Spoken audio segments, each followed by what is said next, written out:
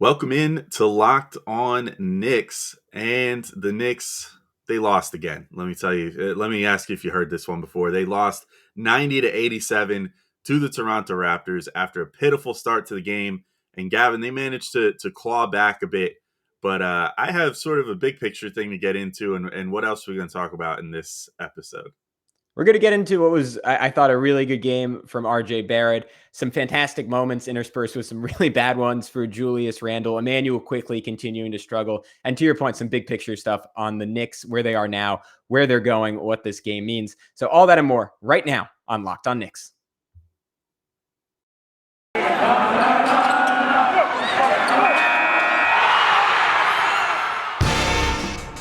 You are Locked On Knicks, your daily New York Knicks podcast, part of the Locked On Podcast Network, your team every day.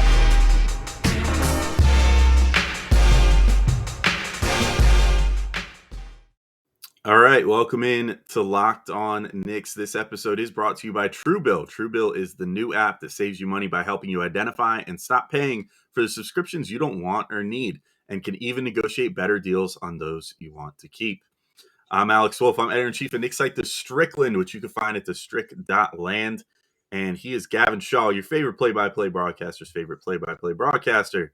And we are going to talk about the Raptors beating the Knicks 90 to 87. I can't wait. You know what, Gavin, let's get this out of the way real quick. Let's each pay the Raptors a compliment so that we don't get troll bombed in our comments on YouTube again. So yeah. I will say the Raptors play really hard, and I like this team a lot, and they have a bright future because Scotty Barnes is really good, and I was impressed with how they played in this game. What about you, Gavin? What do you think about the Toronto Raptors? And I think Fred VanVleet is handsome, and not enough people talk about it.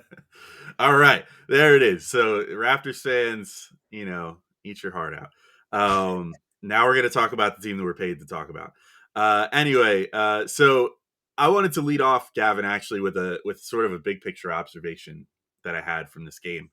I think this was the first game that Tibbs really fully, truly, unequivocally embraced going small for once. And, we saw extended Obi Toppin minutes for like the first time all season. He scored his first double-double of his career, 19 points, 10 rebounds, 6 of 14 shooting, 1 of 5 from 3. You maybe want that to be slightly better, but 6 of 6 from the free throw line. I mean, as usual, he was just the spark plug for the team. They made a huge run when he came in I think he came in towards the end of the first quarter, early second quarter. They make a big run. They turn what was a 20-point deficit in the first quarter into, a tie game. Then they end up taking the lead at one point, ultimately end up losing to the Raptors in this game. And obviously nobody's offense was working that well when you have a 90 to 87 final score. But I thought the team functioned best with Obi out there. I'm going to throw this right to you. My big picture thought here is that I think instead of this identity that the Knicks have established, or the Tibbs desperately wants to establish again, of we're a team that always plays with a traditional big, a rim protector. If it's not Mitch, it's Noel. If it's not Noel, it's Taj. If it's not Taj, it's Mitch. He's got these three guys that, they sort of built this identity on. And yet we're seeing Nerlens Noel clearly still hurt, and honestly should be sitting right now. I don't know why he's not with Taj healthy. Like, if you need someone to pull a token start for 13 minutes, why not just use Taj? Mitch clearly still is working through whatever with getting in shape or that sort of thing. And, Taj is fine, but, ultimately is not a guy that you want to have to rely on at this stage because he's, like 37 years old or whatever. My general thought is that I think the time has finally come. This team always plays better no matter what personnel they're playing against. When Tibbs decides to try going small, they always play better when it's Obi and Randle out there. I think we've kind of reached the point where I think they need to just start Obi at this point. If you want to try something new, try that, because the rebounding is always trash. The defense has consistently been trash, but you can fix the offense so much better if you have someone like Obi out there. And so why not just try to embrace that? The defense, I think, kind of looks better when they're all swarming around like that.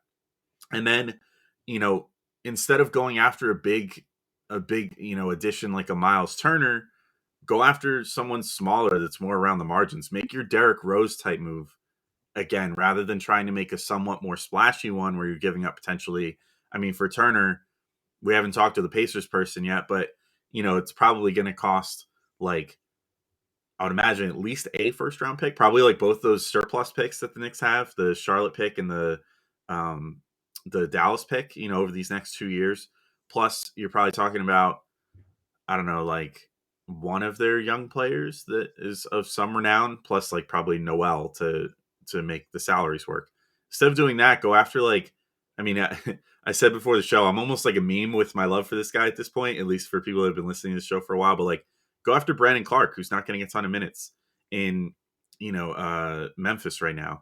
Go after Thaddeus Young, who's on the Spurs, who aren't really going anywhere. And Thaddeus Young has been a really good small ball 4 or 5 player for his whole career. Find a player like that around the league and go after them, and don't give up a huge price, rather than doing what the rumors would suggest and going after just another traditional big in Turner, who, yes, can shoot the three, but still plays into that traditional defensive scheme that just isn't working this year. But what do you think about that? Because I don't know. I feel like this, maybe I'm leaning too hard. Maybe I'm getting too caught up in the moment, but this just feels like the right thing to do to me at this point. I just can't believe that the Knicks aren't leaning more into playing small at this point. No, I think it's good timing because my hot take, this was pregame yesterday. I was just sitting around thinking about this because I don't have anything better to do. I was like, I wonder if the Knicks just unbenched Kemba Walker and just played him, either Fournier or probably Burks would be the better option at this point. RJ Randle and Obi together and said, you know what, we don't care about defense. We're just going to try and score 130 points per game. At least this next season would become fun, right? Like, they might not be significantly better, but the current iteration of this product is pretty horrific. Like, we all saw the Knicks go down 30-10 in this game. The comeback was nice. They had good moments, but it's all like they're fighting through the muck right now. And the thing is, since they benched Kemba Walker, their defense has actually been worse. So that has not been the cure-all that we all thought it would be. And it's because, I mean, some of the same people who've been like a culprit all year, like Julius Randle, Evan Fournier, collectively, just a lack of communication and consistently like this is something like I like a basketball breakdown video I was watching pointed out, and then I was really looking for in this game, like just over helping is just the perennial ill of this team. Over and over again, you see one guy slightly overhelp and then a second player slightly overhelps, and it creates this cascading effect where you have these little cracks forming over and over and over again until the dam breaks, and inevitably, whether it's the Raptors or the Pacers or whoever the Knicks are playing, someone gets an open 3-ball. And to your point on Myles Turner, I look at it both ways. I think he's an obvious upgrade defensively over this version of Mitch, and 100 times over on Nerlens, who has just been awful. And he can hit shots on the other end, and that's a really big deal. And I think the one downside of Obi and Randle together is that Obi right now, excusing the 1 corner 3 he made, cannot hit shots. He's basically a 20% 3-point shooter. And if you're looking at a mitigating factor that eventually his teams sort of catch up with those lineups could slow them down a little bit, it's that teams are just going to double Randle and they're going to dare Obi to beat them from 3. But Obi is a smart enough player, I think, to overcome that. It's almost similar to he's his own version of Draymond Green, obviously not defensively, but offensively, where if you give him that much space, he can weaponize it by cutting to the rim or setting an off-ball screen for Immanuel Quickley, who all of a sudden, when you're not guarding Obi, that becomes a wide open shot. So I think the lineup works. Those two, I mean, we can get into it more in the second segment. They continue to show off great chemistry together. They had this fantastic little give and go toss back for a Randle 3. I just think the argument for it is that it has worked so far coming into this game. They're +9 per 100 possessions with Obi and Randle on the court together, and that it's just a lot more fun than what the Knicks are currently doing. So I'm not inherently opposed to Myles Turner because I think he is a better iteration of what they've had. But if you want to argue that things are fundamentally broken and that a rim protecting center won't fix the fact that the rest of the guys just cannot guard, I would agree with that. So I think I'm ultimately with you.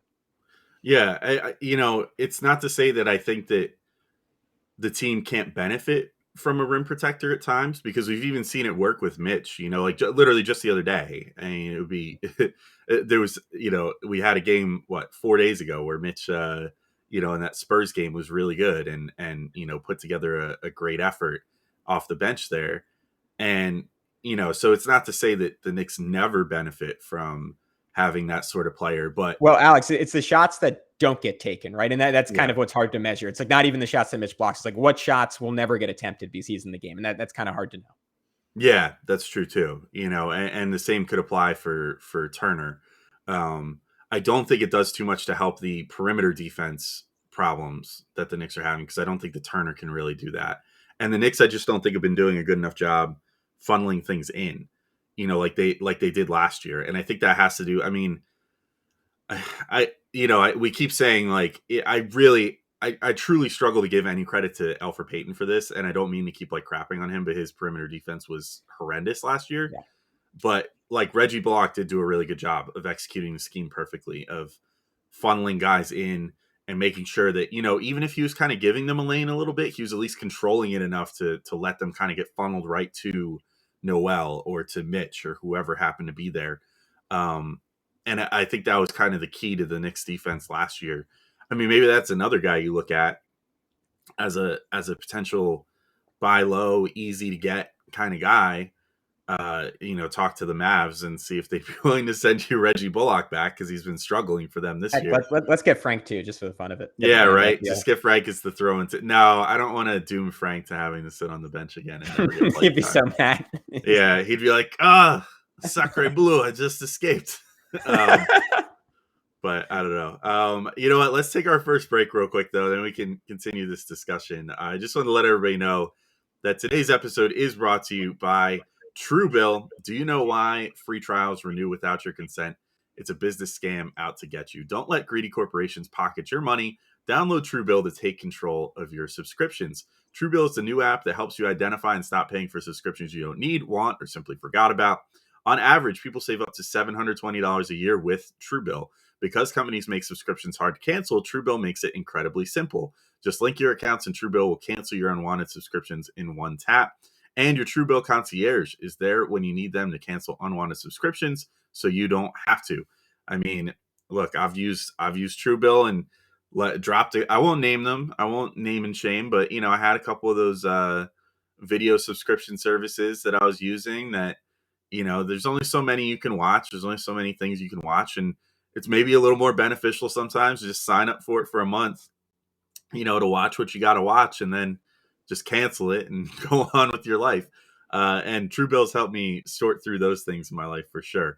And it's not just me. Truebill has over 2 million users and helped save them over $100 million total. Don't fall for subscription scams anymore. Start canceling today at Truebill.com/LockedOnNBA. Go right now, Truebill.com/LockedOnNBA. It could save you thousands a year. Truebill.com/LockedOnNBA. All right, and that's it for the commercial break. Did just want to thank you guys, as always, for making us your first listen every day. We are available on every platform that you can get podcasts on, so you can find us that way, or check us out on YouTube and help fight the Raptors fans today once they sniff out this video, because that's the one fan base. We had a heck of a time with our first Raptors video that we put out on YouTube, so help us fight the good fight here. Or I'm sure Raptors fans are gonna come in and be like, "No, we're here and we're super annoying, eh? And we're not even that nice, eh? You really thought the Raptors fans were gonna be nice to you, but you're wrong, eh?" Maybe it's just different in Toronto. I don't know. Yeah. Anyway, Canada slander over. Gavin, where do you want to take this discussion? Oh wow, I don't know. I was too mesmerized by your rant to even think about the game. But yeah, we can. We can go to the end of the game, right? Because it was a big comeback for the Knicks. I mentioned the Raptors had it was pretty ugly. It was about a 19-2 run in the first quarter. It was exactly a 19-2 run, and it took just about 4 minutes. The Knicks were playing. It just felt like you had transported the team. Like the second the Pacers game had ended, every Knicks player was put in stasis, and then they were just like let out to start the beginning of the first quarter. And it was as if like nothing had changed, and they didn't get any rest or anything. And they were ultimately down 30-10. They shot 4 for 19. They had a possession where, and this was sort of a summation of the game and like a lot of the Knicks problems this year, where they played really good defense, but they gave up 3 straight offensive rebounds in that first quarter. And then they come all the way back. It was a 29-9 run. Again, it was keyed by mostly by Obi Toppin coming into the game and providing a whole lot of energy. Julius Randle, I thought, until the closing minutes of the first quarter, or the closing minutes of the second quarter, was absolutely fantastic, but then he started making some mistakes. The Raptors took advantage, got out in transition, had a halftime lead.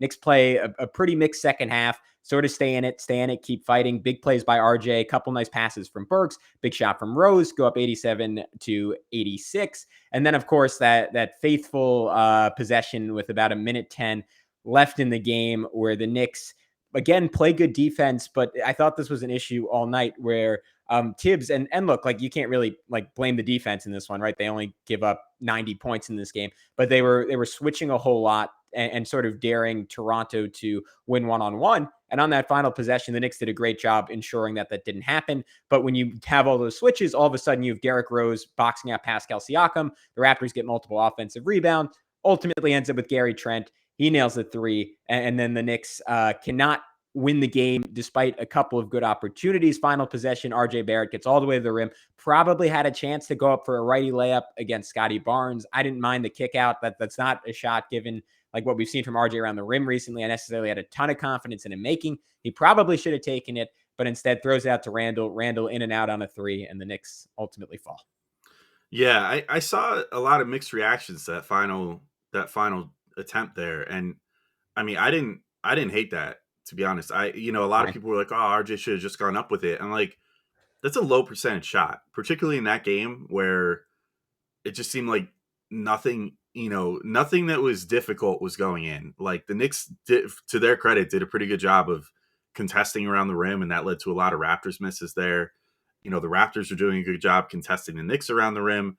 We've seen the struggles that RJ has had when he kind of drives into the trees, and attempts to finish in traffic this year.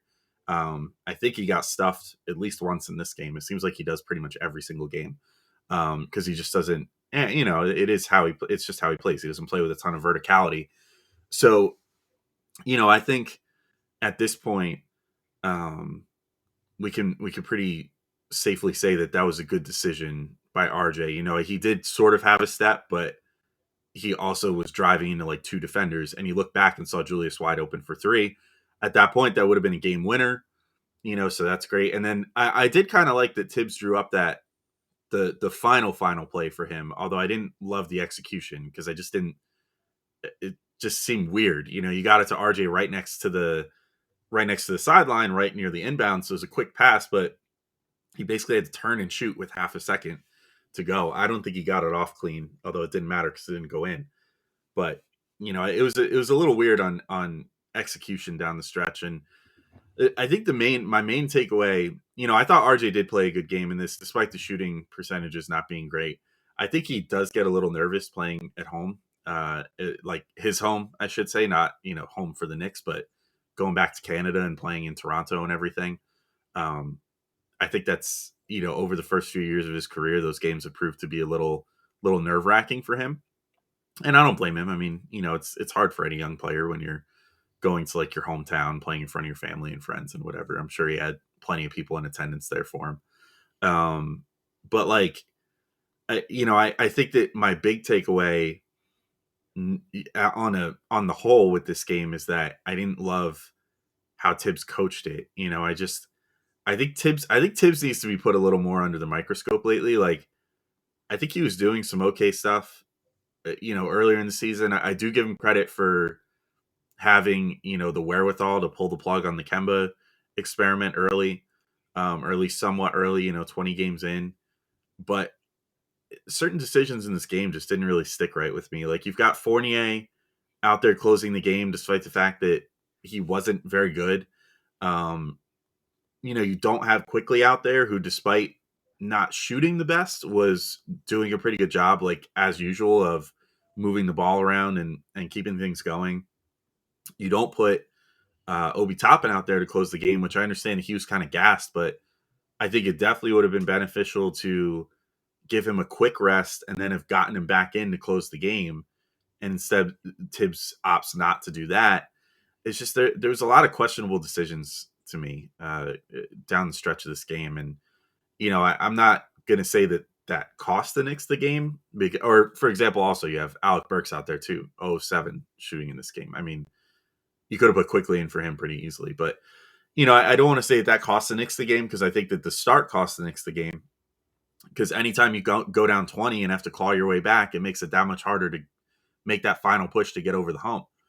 But, I do think that Tibbs needs to start doing a better job with coaching these games and understanding game flow and stuff like that. And we ran into some of those problems last year. And what's unfortunate is that it just kind of seems like he didn't learn from any of the mistakes from last year. Because, last year, the big thing that we would always, harp about would be like, why is Elfrid Payton closing the game or whatever? Like, he has not been good. What is Tibbs see here? And now this year, it's just kind of whoever he happens to have out there from the starting lineup or what have you. You're just kind of like, why? Like, why are you closing with this guy? Like, he hasn't had a good game. So just go with the hot hand. Tibbs always talks about trying to find the right mix or whatever. And then sometimes, like in this game with the Obi Randle, front court and all that stuff, it seems like you find the right mix. And then you're just, he just kind of pulls the plug on it late. And in the name of not running guys ragged, but it's like, you're not required by contract to play guys in 5-minute stints, right? And he just doesn't seem to get that. It seems like he thinks that every player, if they touch the floor, has to be out there for at least 5 minutes. And you can't possibly just have someone out there for 2 minutes as a stopgap to get someone a rest and then put the starter or the guy that you want to close back in. It's just, I don't know. It's starting to boggle my mind a little bit. Yeah. It's confusing to me too. And I think he has preconceived notions of what will work best against a team. And I think it's very, very difficult for him to come off of those. Alex, I want to continue going in on specific guys because I have a lot of thoughts on this. I mean, we're bearing the lead, right? Obi Toppin career high. But first, I want to quickly tell everyone about two of our all-time favorite sponsors, and I misread the order, so I'm going to throw it to you first, Alex. Let's talk some Built Bar. All right. Well, first, I'm going to let everybody know that today's episode is brought to you by Built Bar. This holiday season, grab the protein bar that tastes like a candy bar, or even better than a candy bar. Built Bar, filled with so much holiday goodness, rich with decadent flavor, covered in chocolate, but also amazingly low in calories, sugar, net carbs, and fat, and high in protein. You get the best of both worlds. It's delicious and healthy. There's so many flavors. You'll have a hard time choosing. Do you want raspberry or mint brownie, cherry or double chocolate, cookies and cream, or peanut butter brownie? I'm team cookies and cream all the way there. Built Bar gives you that extra fuel you need to bust down those mall doors and battle all the holiday shoppers. Or if you're just standing in endless shopping lines, Built Bar can give you that extra something to keep you going. So throw it in your jacket or purse. You never know when you're going to need it. Because it's the season of peace and love, don't bring up your favorite Built Bar at family parties. People are so passionate about their favorite flavor, they'll fight for it and things could get out of hand. You don't want to, upset Aunt Betty, the one who hadn't tried a Built Bar before Thanksgiving, that you hooked on Built Bars over Thanksgiving. Are you friends with Santa? Well, tell Santa to throw a few Built Bars in those stockings. With so many flavors, they'd make anyone's Christmas morning a happy one. Want to cozy up with something warm? Here's a holiday secret. Dip your Built Bar into a piping hot cup of cocoa. Let it melt a little and give your beverage a bit of that Built Bar flavor. Plus, you'll have a nice melty Built Bar to go with it. Be sure to have a couple of napkins on hand. So if you want to get some Built Bars for yourself, go to Built.com and use promo code LOCKED15 and you'll get 15% off your order.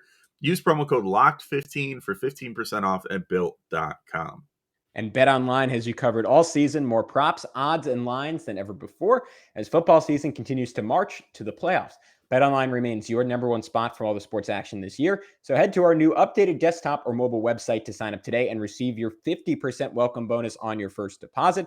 Just use our promo code LOCKEDON to receive your bonus from basketball, football, NHL, boxing, and UFC right to your favorite Vegas casino games. Don't wait to take advantage of all the amazing offers available for the 2021 season. BetOnline is the fastest and easiest way to bet on all your favorite sports. BetOnline, where the game starts. So we are back on Locked On Knicks. We appreciate you making us your first listen today. And every day, please continue to do so. Please subscribe on YouTube because that is the number one thing you can do to help us out if you enjoy the podcast. Obi Toppin, he was the number one thing that made this game watchable for me. 24 minutes. 19 points, 10 boards, insane efficiency. Could have been even better. Went just 1 for 5 from 3-point range. But this was sort of the Obi game that was promised, right? His activity basically saved the Knicks when they came out of this game medically dead, I would say. My favorite play of the game from him might have been the very first one that he had where he just like the only word to describe him, and it stands out so much because this might not be true for anyone else on the team right now, is he's decisive, right? And this is something he's developed since last season. And I think he came to the realization saying like, hey, if I'm not going to be a great shooter, if I'm not going to have a great handle, if I'm not going to have much of a mid-range game, the advantage I have is that I think quicker and I am quicker than basically everyone else my size on the court. And first play of the game, catches the ball, immediate attack, swooping layup around Scotty Barnes. And like Scotty Barnes is a pretty great athlete in his own right. And Obi made him look like a middle schooler on this, like where he just kind of went up and around him. And Barnes was like, what the hell? Missed it, put back dunk instantaneously. Again, it's that second jump ability from Obi Toppin. And then I hinted at this play earlier, but the little give and go with Randle, I think you see these flashes every single game that they get more than 3 minutes together on the court. Like the 2-man game between those two is so good, and it confounds opposing bigs because both of them can move like guards. Like Randle kicked it to Obi in the corner. Obi drives the closeout, just jump pass right back to Randle, corner three. And I don't think there's much that opposing bigs can do about it. I would love to see like some Randle Obi, like big to big pick and rolls potentially if they got more time together. And I think those could be pretty deadly given Obi's quickness and just the fact that like Randle, like we saw in this game, he's a deadly roller when a center is out of the game, and Obi's such a good passer. There's a lot of different like interesting wrinkles to those two that we have yet to be explored. And then Obi just I'm talking about him on the ball, but just as an outlet, he's such a weapon. Like Randle had like a really nice move to draw a double team. And then Alec Burks, who I thought was played a very smart game, even though he barely scored in this one, cut off it to give Randle an outlet. Defender has to step up. Burks extra pass to Obi. Obi flushes it, and that's another one of those plays where you just see what Obi Toppin brings to the table, right? Like in the dunker spot. And right now, Nerlens and Mitch, like rarely, like if they're wide open, of course, they're going to be able to finish it. But a lot of times you see that they don't quite have the athleticism to do so. Final play I'll highlight. Raptors are in a zone, and I think I'll give Tibbs credit. I think this is something he drew up before the game, anticipating that the Raptors might try to go zone against the Knicks down the stretch.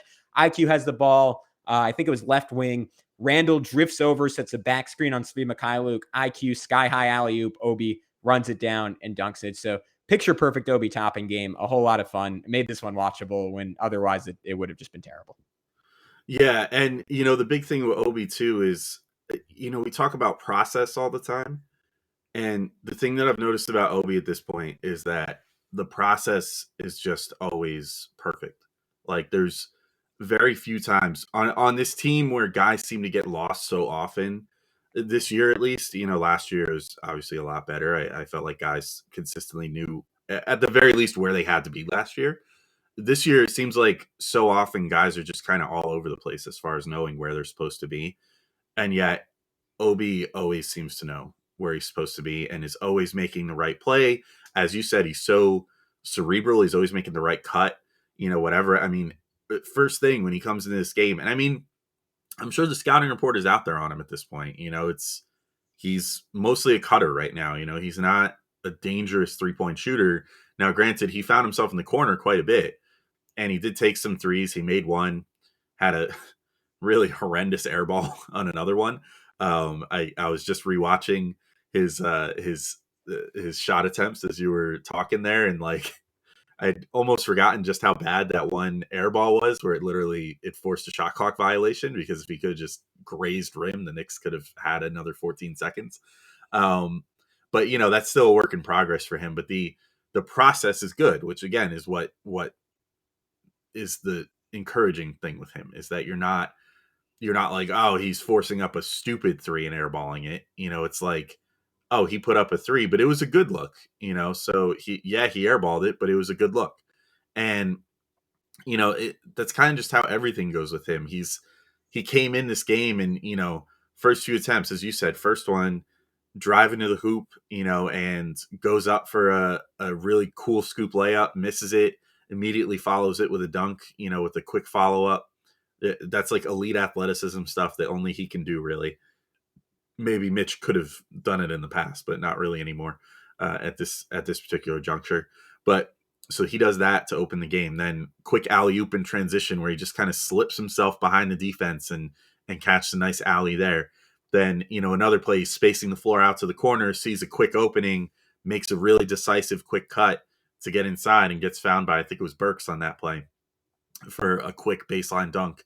On another play later, just crashes the glass with perfect timing and gets a one-handed putback dunk. I mean, it's just, he does all these little things that pretty much nobody else on the team is doing right now. And he's also, again, with Mitch and Noel's struggles right now with Mitch with, finding his athleticism again after putting on too much weight in the offseason, and with Noel obviously being hobbled by that bum knee. Obi's like the only player on the Knicks right now that lives above the rim.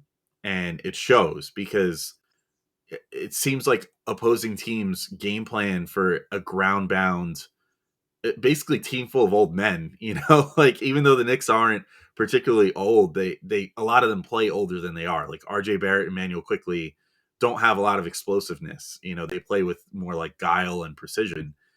Obi's like the one game buster that busts out those highlight plays and those above the rim, plays that are pretty much undefendable by and large. And he's the only guy on the Knicks that can do that sort of stuff. And I think that's part of what's made him such a game busting talent for the Knicks at the moment. Yeah, he's unique. I mean, again, I think it's that decisiveness more than anything else. Like he plays with the verve and an energy that you see from Quickley, and Quickley loses a little bit when his shot isn't falling, which we can talk about if we want to, because it's 23% for the month from three, not great. But he is unique on this team. Let's talk about Julius Randle, because I thought an interesting game from him. I thought by and large he was really, really good. I'm going to quickly focus in on the bad before we get into the good. I thought it would be strong to say that he lost the game for the Knicks at the end of this first half, but it's these bad sequences in the middle of games that I think we don't always think of. Like at the end when we look and we see the Knicks lost by 5 and we're like, well, they didn't execute in the fourth quarter. But sometimes the points in the second quarter count the same, right? You can look back and say, well, this really killed them. And the Knicks go on a big run, and there's always a tendency to let down after a big run. But Randle, back-to-back really bad turnovers. And then this was like pretty inexcusable. I think I saw Schwinn point this out on Twitter too. 5 seconds left in the half. Wide open three, misses it, and just sort of stands there to admire his shot. And when he should have, like the second he took it, realized the trajectory was a little bit off, probably should have started sprinting back, because Pascal Siakam beat everyone down the floor, got a dunk before halftime, gave the Raptors a little bit of momentum when they didn't have any going into the break, and the Knicks should have been feeling really good about themselves into halftime. And it's those little plays, right? And like with Randle, like if he was anyone else, I got to imagine Tibbs would maybe even sit him for a game, because it's so frustrating at this point to see that still be an issue. But the reason you don't sit Julius Randle for a game is because he is still the hub of this offense. And I saw like a lot of people on like social media saying like, all right, it's obvious like Obi Toppin's a better player at this point. Like he brings more energy. Like he is the guy like that needs to be like playing, if not the majority of the minutes, like basically splitting minutes with Julius Randle. And I still think that is ignoring a lot of the positive stuff that Randle does. And the fact that as ugly as this offense is at times, it would be so much worse without Randle in there, because at this point, like, I mean, given that Fournier is like pretty much like useless in terms of like generating his own stuff, and that RJ is very hit or miss, and like IQ's not himself right now, like Randle has so much responsibility on his shoulders. And I think by and large, he's doing a very good job of this. Like this was another game where he was drawing double team after double team, and was just making the right play time after time. And he got screwed over a bunch. Like he should have had 10 assists in this game, but had that play in the first quarter where like he basically danced his way through the entire Raptors defense, slipped it to Nerlens Noel as he's falling down. Noel misses the dunk, had a great like cross court pass to RJ in the second half. RJ missed a wide open three. I kicked it to Obi Toppin in the corner while he was triple teamed. Like you look at the box score for Julius Randle, and it doesn't, like on paper, like 4 for 9, 4 for 5 from the line, 13, 14 and 5, like crummy game in 37 minutes. Like I don't really believe that, because defenses are shifting so much attention his way right now. And he's doing exactly what you want him to do. He's like like occasionally he'll force the issue. 85% of the time he's making the right basketball play, and he's not getting a lot of help. Yeah, I don't have anything really to add to that. I agree. I do just think that he needs to clean up the bad sequences, because, with how much he's relied on as a creator in this offense, and granted, he came close to this in this game, but I think he needs to focus on having a 2-to-1 or better assist to turnover ratio. And, he needs to work on cleaning up those turnovers and those occasional bad shots and those occasional lapses on defense, because unfortunately, as we're seeing right now, the Knicks kind of need him at 100% all the time. He can't really just like take plays off and stuff like that. And he tends to, if you're going to take plays off, just take one off sporadically. But it seems like it always comes in like a wave with him where he'll suddenly take off 5 sequences in a row. And then you go, Julius, what the hell are you doing? Like you're giving up like a 9-0 run just by virtue of taking, these like 5 plays off. And those have been killers for the Knicks this year. So I think if he cleans those up, he has by and large been playing a lot better even than some of the box scores indicate so far this year. Thanks to, as you said, all that extra attention and the overall ineptitude of some of his teammates right now. Which, speaking of that, I'll just close with, this is another sort of forward-looking thing, but I feel like I don't even have to justify this that much, but I talked about inserting Obi into the starting lineup and maybe leading into being a small ball team overall and having the sort of traditional rim protector lineup be like your backup plan. Or maybe, you start Mitch versus like an Embiid or something like that if you think that that's going to help you neutralize him better. But I think that at this point, they pretty much they have to sit Fournier at this point too. I just don't think that he's offering anything on both ends right now. He still looks so tentative on offense. And if he's not confidently pulling up and canning threes and driving into the lane and, doing the things that he was doing early in the season to great effect, he's pretty much a full negative out there because he's not. Can I throw this out there? He's Reggie Bullock without the defense right now. Pretty much. Yeah. Like, so if you don't get the offensive contributions with him, you're not getting anything. Whereas at least with Bullock, you used to get the defense. And the creation just, I feel like, is not as good as advertised. Either that or he's just not comfortable and not confident enough, because I feel like off the bounce, he's been basically useless right now. He's not really doing anything off the bounce. So, I think my move, despite his struggles, and maybe this would help him break out of the struggles, would be to put Immanuel Quickley in the starting lineup. Like, what's the worst that could happen? He doesn't respond super well. Okay, cool. Just, take him out eventually then. It's not like everything is permanent here. But I think you throw Quickley in the starting lineup for Fournier, let Fournier play against bench units. That's one of my biggest takeaways lately. Fournier just he's not cutting it right now. And I know that optics wise, you don't want to be benching the guy you made your highest paid free agent, second highest paid player on the team. But whatever, optics only go so far. At a certain point, you have to just start trying to win basketball games. And the Knicks are approaching a very critical juncture of their season and are now 2 games under 500 when, with how their schedule has been, you could reasonably say if a few of these games have gone another way, which maybe some better starts or some better shooting out of that starting shooting guard spot could have fixed that, they could potentially be as much as like 3 or 4 games above 500 right now. If a few bounces have gone a different way and a few first quarters have gone a different way and things like that. So that's my last takeaway for this. Bench Fournier. It's, just the experiment's over. Just throw him on the bench for now. Maybe he could return there. Nothing's permanent, but that's my final takeaway from this. I'll throw it to you to take us home. No, I'm with you. I mean, that's one of the scariest parts about this Knicks season so far. Going to last night's game, and last night's game probably made it even easier. The Knicks have played the 5th easiest schedule in the NBA so far. So that makes things tough. And I think it's a sunk cost fallacy, right? Like you're saying, like, clearly this Fournier thing isn't working out. We have to keep hammering it home because we spent too much money. You've already spent the money. There's no unspending the money at this point, unless you find a way to trade him. And maybe the best way to find a way to trade him is to highlight him in a bench role, to your point, and allow him to operate in a way that he's operated like the last few years of his career in Orlando, where when he's in, he gets to be the focal point. And I think the other benefit of that is, like, we've seen to some extent, and I think, to be clear, Alec Burks has played well. I don't know if Alec Burks has played well as a point guard, because he's not, that's not his position. And he has a lot of issues with initiating. And we talk about, like, in some ways, this is like a great unifying theory of all the Knicks issues right now. Like Julius having those sequences where things go wrong. Like, I think it's like mental fatigue. And that's like not a shot at Julius, who's like by and large, like a brilliant basketball player in terms of his ability to read the floor and make good decisions. But you're asking him to do everything right now. And that is, it's like, even, I mean, compared to last season, I think he's maybe even doing a little bit more in terms of distribution with playing without a point guard. So IQ could take some of that load off of him, maybe make it a little bit easier for him to clean up his act. I think it would be easier for Burks to operate off the ball. And defensively, you still get the benefit of having Burks in there. You get the benefit of having Quickley over someone like Kemba.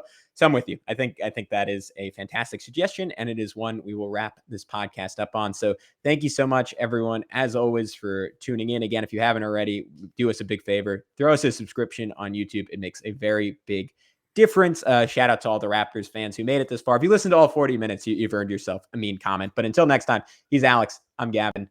We'll be back soon. Peace out.